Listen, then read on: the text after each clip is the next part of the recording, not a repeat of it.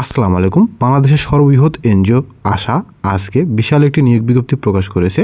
আজকের এই ভিডিওতে এই বিজ্ঞপ্তিতে আবেদন করতে আপনাদের কি শিক্ষাগত যোগ্যতা লাগবে, আবেদনের শুরু কবে, আবেদনের শেষ কবে, আবেদনপত্র কিভাবে প্রেরণ করবেন, সকল বিষয়ে বিস্তারিত আলোচনা করার চেষ্টা করব।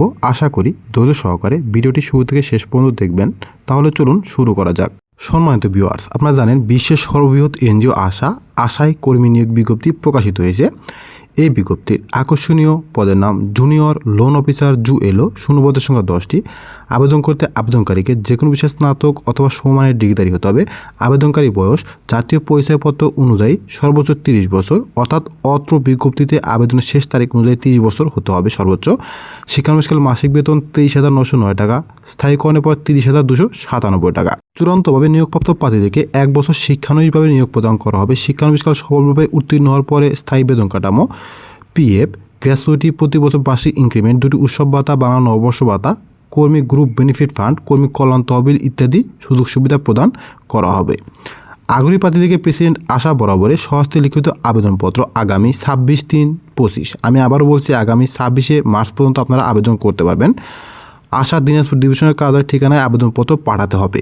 আবেদনপত্রের সঙ্গে সাদা কাগজে পূর্ণাঙ্গ জীবন বৃত্তান্ত, মোবাইল নাম্বার ও বৈবাহিক অবস্থা উল্লেখ সহ জাতীয় পরিচয়পত্র, স্থায়ী ঠিকানা সহ নাগরিকত্ব সনদের ফটোকপি, সদ্য তোলা পাসপোর্ট সাইজের 2 কপি রঙিন ছবি, সকল শিক্ষাগত যোগ্যতার মূল সনদপত্রের ফটোকপি সংযুক্ত করে পাঠাতে হবে। খামের উপরে নিজ জেলার নাম উল্লেখ করতে হবে।